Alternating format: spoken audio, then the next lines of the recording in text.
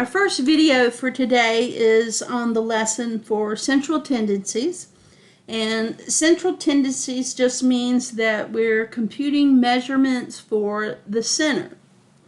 And there's going to be different kinds of measurements that we get, but generally it's going to be measurements for the center,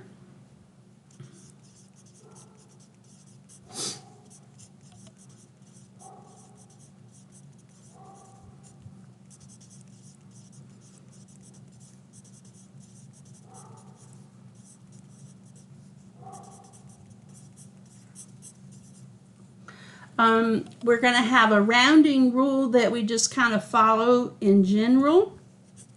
So this rounding rule that we're going to use for all these calculations will be to use one digit place more than whatever the data is.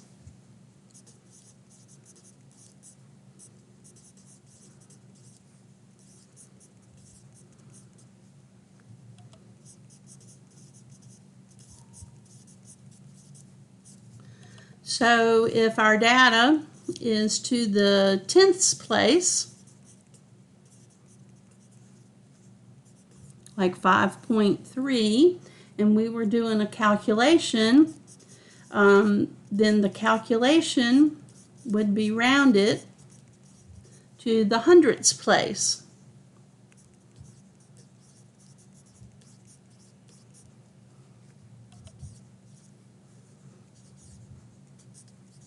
So we would round to this position, and that would give us the answer 5.38 when we round it. So we would round one more digit than what the data was. So all the data was to the 10th place. When we complete the calculation, we would round one digit further than what the data is. So that's our general rule for rounding as we do our calculations for central tendencies.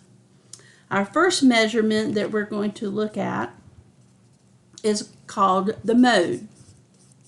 And I'm sure many of you have heard of this before, and it's the value that occurs most often.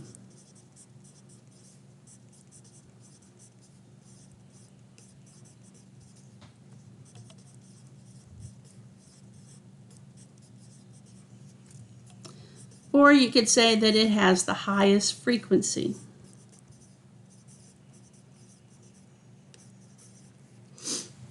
Now, a lot of times people get this mixed up, but when you have a mode, you can have more than one mode. You can have no mode, and there's some special terms that we use when we talk about this. So one term that we use is called bimodal. That term means that there are two modes. That means two values occur the same number of frequencies within your data. We have another term called multimodal, and that means that you have two or more data items that occur the same number of frequencies.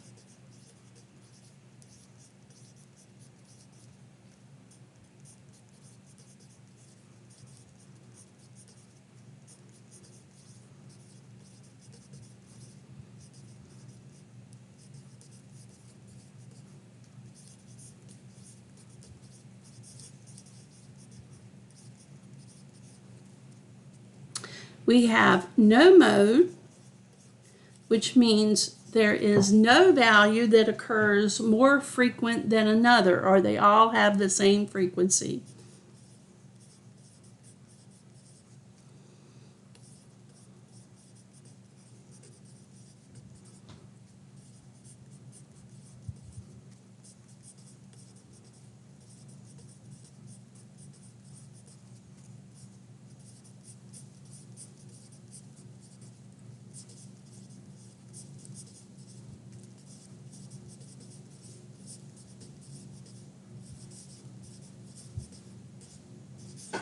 I want to point out that no mode is different from zero mode.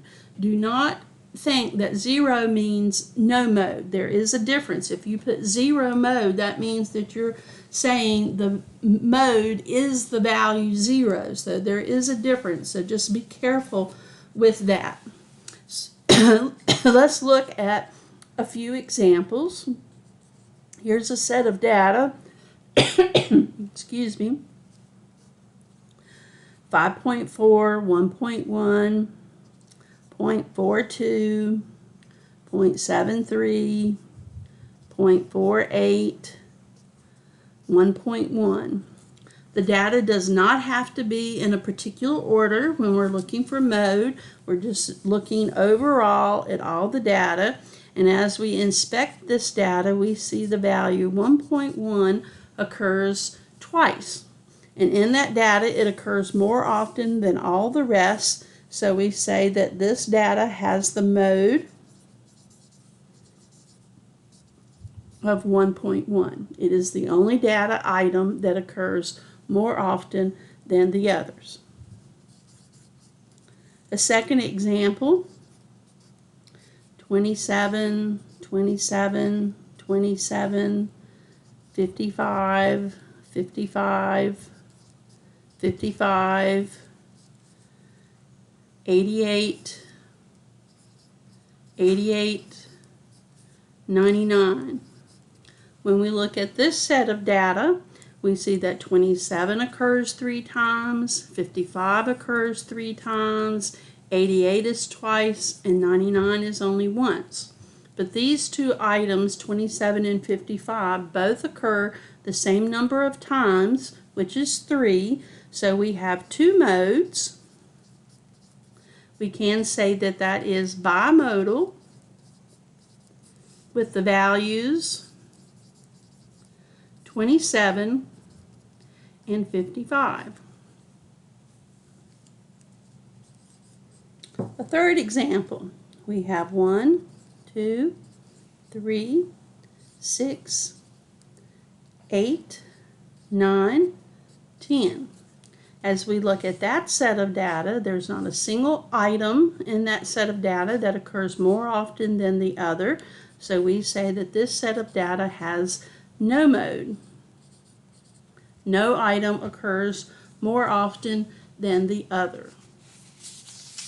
So that gives us some examples to look at in terms of mode.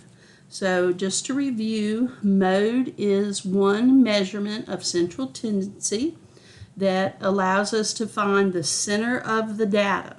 It is looking at how often or how frequent a data item occurs in the entire set of data.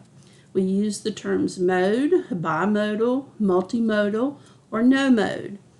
And it is referring to how often the items occur in the set of data.